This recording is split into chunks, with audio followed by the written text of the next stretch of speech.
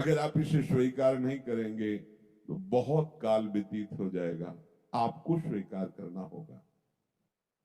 जहां भोगों की छोड़ने की बात आती है, जहां अहम को चकनाचूर करने की बात आती है, जहां रिश्ते नातों को स्वाहा करने की बात आती है, यही भेंट देनी है अपने को।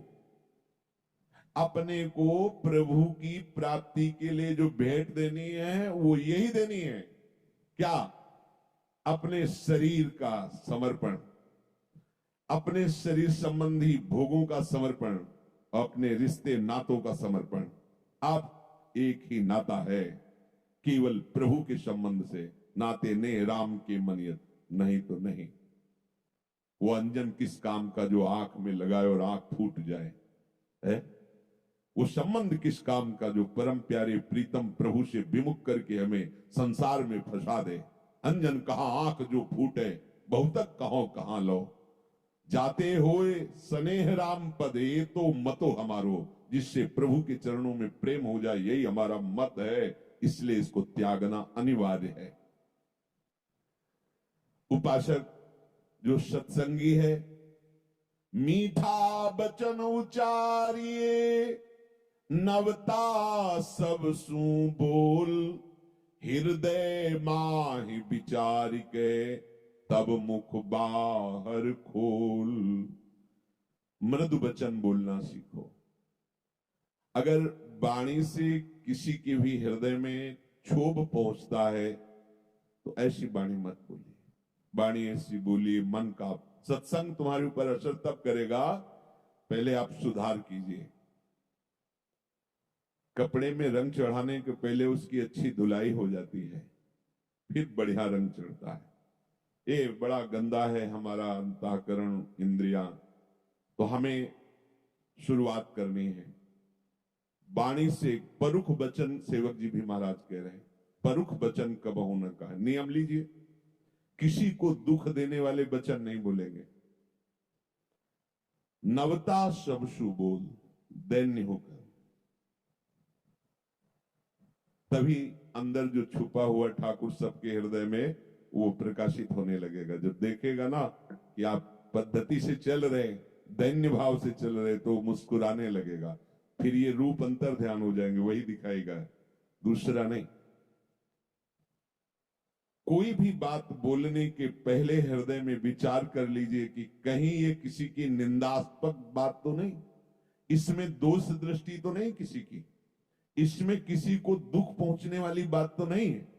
ये तीन बातें देख लो। किसी को दुख पहुंचने वाली बात तो नहीं बोलने जा रहा हूं, इसमें किसी का दोष दर्शन करके बात तो नहीं बोल रहा हूं, किसी की निंदा तो नहीं कर रहा हूं। अगर ऐसा, तो वाणी बहुत अपराध करती है। सबसे ज्यादा पाप वाणी से होते हैं। वाणी को अपने लोगों ने शासन से बिल्कुल मुक्त कर दिया है। जो मन में आए सो बोलो, जैसे मन में आए वैसे बोलो। नहीं, वाणी एक अमूल है, जो कोई बोले जानी, हे तराजू तौल के तब मुख बाहर आनी। बहुत संभाल कर भजन करने वाले उपासक को वाणी पर विशेष ध्यान देना चाहिए। श्री चरणदास जी कह रहे हैं, बिना स्वाद ही खाइए, राम भजन के हेतु, चरण दास कहे सूरमा, ऐसे जीतो खेत। इस संसार रूपी रणभूमि पर यदि विजय प्राप्त करना है तो स्वाद रहित भोजन करने का अभ्यास करो।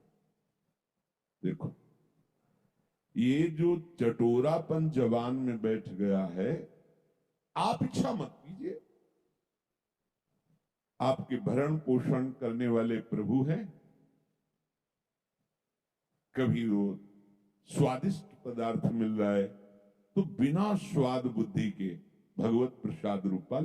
कभी रूखा सूखा मिल रहा है, उसे पालिए।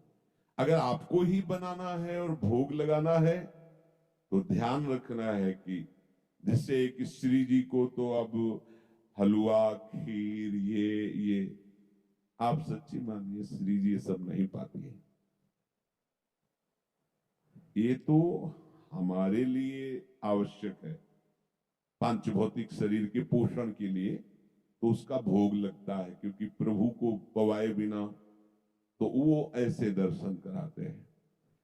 श्री जी और लालजू जो पाते हैं वो केवल प्रेम भोगता है, केवल प्रेम, दूसरा वो पान नहीं करते। हमारे प्रियालाल ये प्रेम स्वरूप है और ये प्रेम की ही क्रीड़ा करते हैं और ये प्रेम का ही भोग लगाते हैं। तो प्रेम तो जल से भी युक्त होकर के दिया जा सकता है। जो भी आप वो प्रेम से युक्त होकर दो, हमारे प्रभु पाएंगे। प्रभु पदार्थ नहीं पाते, प्रभु उसमें प्रेम जो उपासक का होता है वो प्रभु पाते हैं। ये बैठा लीजिए, ये भ्रम हटा दीजिए कि 56 प्रकार के भोग श्री जी को पवा के अधीन किया जा सकता है। फिर तो श्री जी अरबपतियों की ही होती, अपने गरीबों किंचनों की तो होती ही नहीं। लेकिन कहीं ऐसा नहीं पाया गया सिद्धांत। ये जो उत्तम उत्तम भोग वर्णन का है उसमें आपके जो उत्तम उत्तम भाव, आज प्रफुल्लित हो रहा है हृदय, आज श्री जी को खीर का भोग लगाएंगे, आज ये जो उसमें आपका आंतरिक भाव बन रहा है, तो अगर बाहर नहीं भी पदार्थ अर्पित किया और भाव बन गया तो श्री जी ने पा लिया। श्री जी पदार्थ भोक्ता नहीं है, ध्यान रखना। पदार्थ भोक्ता देहाभिमानी जीव होता है। इसीलिए बिना अधिकार के प्रेम रंग की बात नहीं बताई जाती कि ये देहाभिमानी जीव कहीं प्रिया प्रीतम की प्रेम रस क्रीड़ा को देह क्रीड़ा न समझ ले कि भाई जैसे लोकवत ऐसे नहीं। श्री जी और लालजू ये प्रेम के खिलौना दो खेलत हैं प्रेम खेल। अब तुम काम खेल खेलने वाले, काम का आसक्ति पूर्वक सेवन करने वाले प्रेम खेल की बात ही नहीं जान सकते, क्योंकि वो सूक्ष्मतरम अनुभव स्वरूपम। शुरुआत कीजिए, ये भाव हटाइए कि श्री जी को रोज हलवा पूरी ये सब पवाना है। अगर आपको ऐसा ही भाव दृढ़ है तो पवा के बांटना है, पवा के थोड़ा किनका लेके बांटना है, फिर बनाओ। ज्यादा स्वादिष्ट नहीं पदार्थ से दाल दिखा के और पा लीजिए। ये जब तक तुम गरिष्ठ पदार्थ पाते रहोगे, मान लीजिए, बात मान लीजिए, देख लीजिए आप। एक बार झाड़ू मंडल के बलराम दास जी महाराज बिल्कुल यमुना के पावन पुलिन पे ही बना हुआ है, इस साइड में राज मंडल के पास ही, वैसे वृक्ष के नीचे बैठे हुए थे। तो माताएं बहनें यमुना उगाहन कर, तो वस्त्र आदि, ये नियम है कि यदि आप यमुना के तट पर बैठे हैं तो दृष्टि संभालिए, क्योंकि स्नान के बाद वस्त्र आदि शरीर में, तो अगर हमारी अचानक दृष्टि जाती है तो प्रणाम मुद्रा होकर दोबारा उधर दृष्टि न जाए। अगर दोबारा दृष्टि गई तो फिर आपका मन मलिन होने लगेगा और वो अपराध माना जाएगा।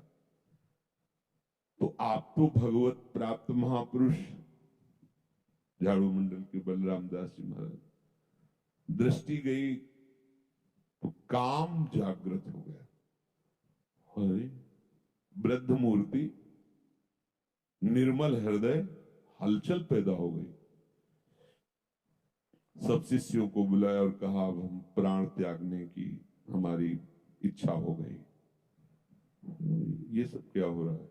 सब लोग घबरा गए, बोले नहीं नहीं, अब हम अपने शरीर में प्राण नहीं रख सकते। तो महाराज जी कारण तो बता दीजिए, क्या प्रभु का संकेत है या कोई?